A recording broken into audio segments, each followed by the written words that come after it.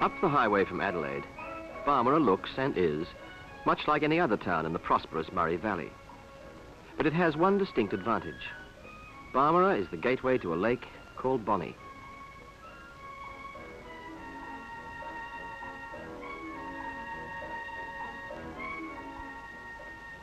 Here, a 44-year-old Englishman hopes to write his name once more in the record book. To this man, life can never stand still. Most of his career has been a restless quest for speed. This time it will be on water, and the means is a jet-propelled hydroplane named Bluebird.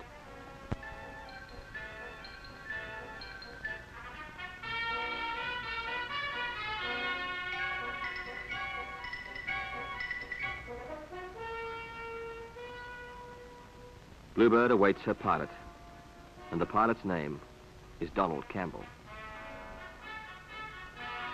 In mid-1964, Campbell smashed the world land speed record. For a lesser man, that, it seemed, would have been the time to call it quits. But in Campbell, the quest for speed became an obsession, and from that obsession sprang one ambition: to break both the land and water speed records in the 1 year. Like the earlier bid on Lake Eyre's salt flats, it was to be tormented by a struggle against time and against nature.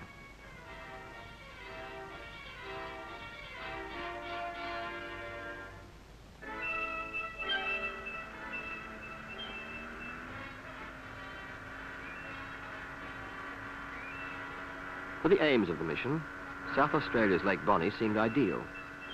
It gave a lengthy stretch of shallow water, clear of obstacles. It was not isolated, as was Lake Eyre. The lake's wildlife could be a worry. But Campbell, a man notoriously unlucky with the elements, was more concerned with the forecasts of heavy weather ahead. Once again, the drive to fulfill an ambition was to become a race against the clock and to bring many anxious days with the weather.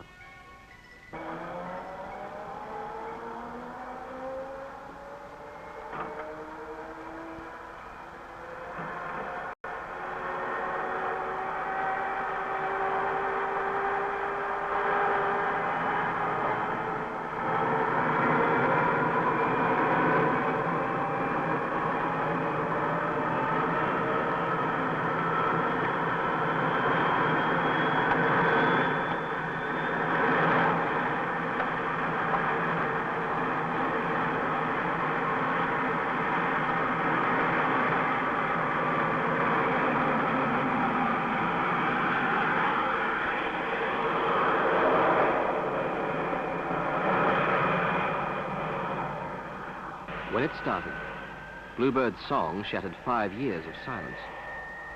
The roar came from a Metropolitan Vickers motor, which back in 1959 had pushed Bluebird to a new world water speed record of just over 260 miles an hour.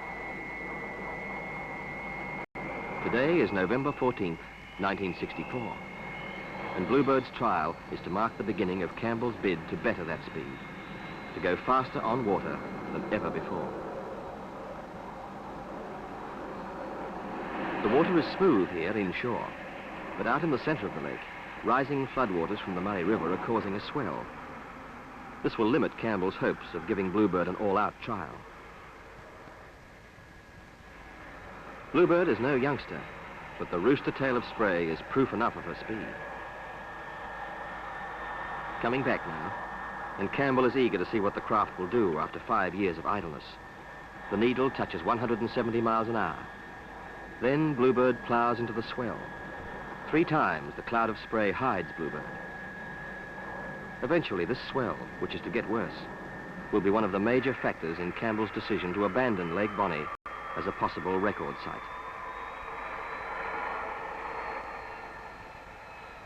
As a trial, Campbell had been hoping for better results. But it had proved Bluebird's serviceability after so many years out of the water, and proved the ability of the men who created her for this one task, creating speed records.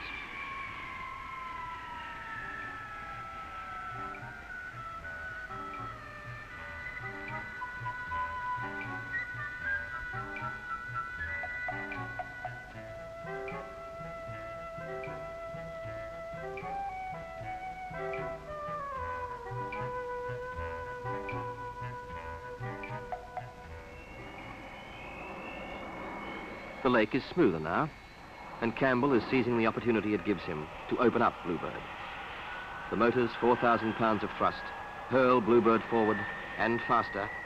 100, 150, 170, 200, then 210 miles an hour.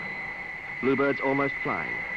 She lifts through the water, feeling the mighty surge of power that gave her pilot the title of world's fastest man on water.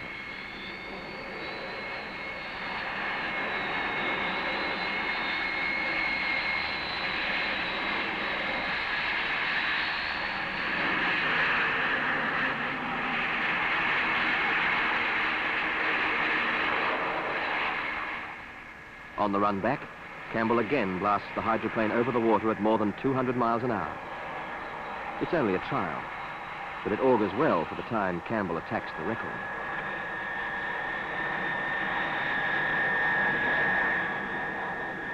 Not bad. Just 40 miles an hour short of the record. In 1949, Campbell vowed no one would take the title out of the family. But an American, Stanley Sayer, did. And in his determination to get the record back for family and Britain, Campbell raised it no less than 6 times in 5 years. Would he do it again? The answer lay not on Lake Bonney, but 2,000 miles away to the west and weeks ahead in time. For ill luck once again had returned to Campbell's side.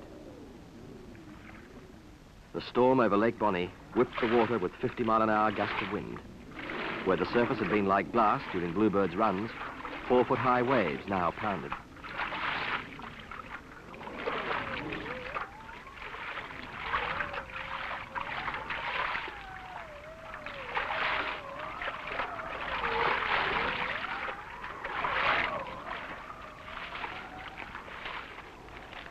The storm wrecked much more than a few marker buoys. It spelled the end of Donald Campbell's bid on Lake Bonney. As in all those years of endeavour, Chief Mechanic Leo Villa was at Campbell's side with advice, and this was to wait a few more days. To Campbell, though, it was Lake Eyre all over again.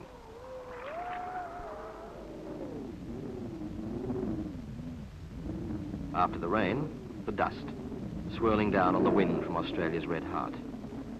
Lake Bonney was finished as the site for the record run. Campbell must look elsewhere.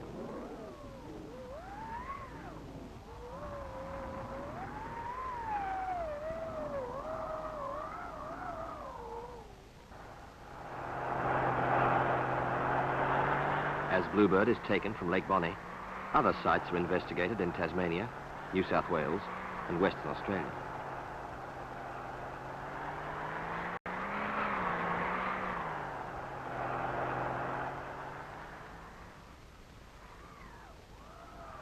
Finally, after weeks of searching, the choice is made.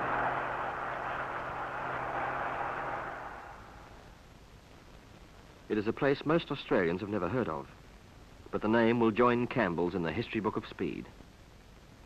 Time, though, is running out.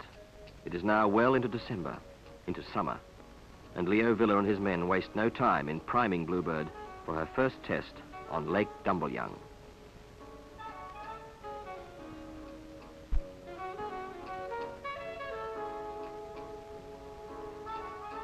Fuel is taken aboard to make Bluebird a fast-running blowtorch aimed at speeds higher than any craft has traveled on water before.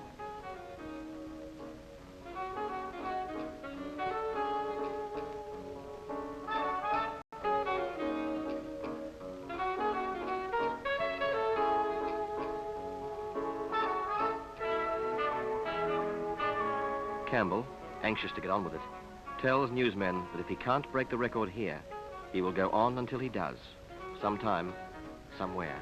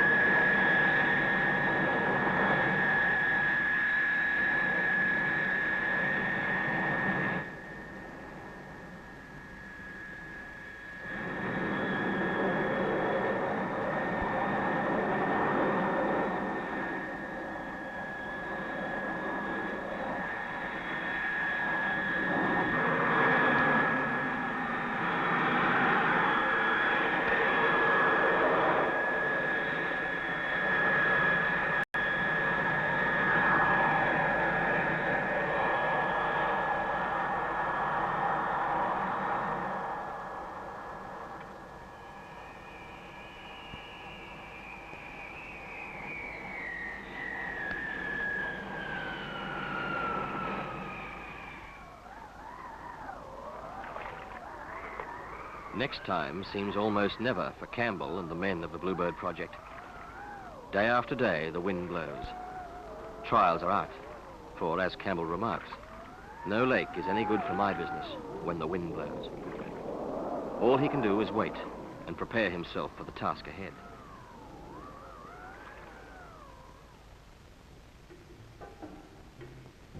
The enforced break is welcome, nevertheless.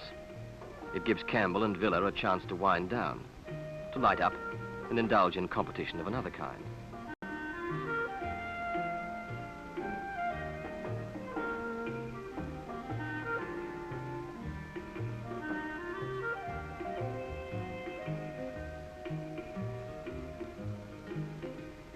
At last it happens, as it happened finally at Lake Eyre 5 months earlier.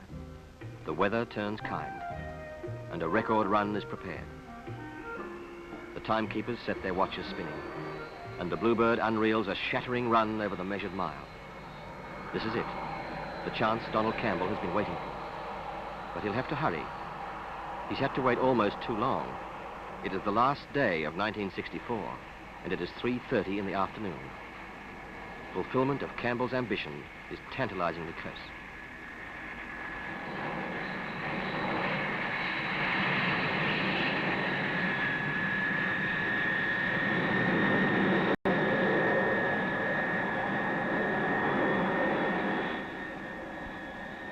The timekeepers have clocked Bluebird at 283 miles an hour, her fastest speed ever. Now the final lap. The shadows are closing fast across the lake. Campbell has fought against the weather. Now he's literally racing against time. Can he do it? The answer lies in this blinding burst of speed.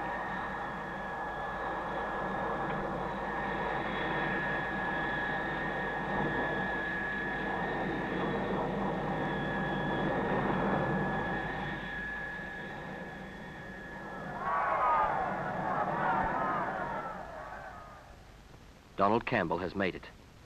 The first man in history to break both the world land and water speed records in the same calendar year with just 8 hours to spare.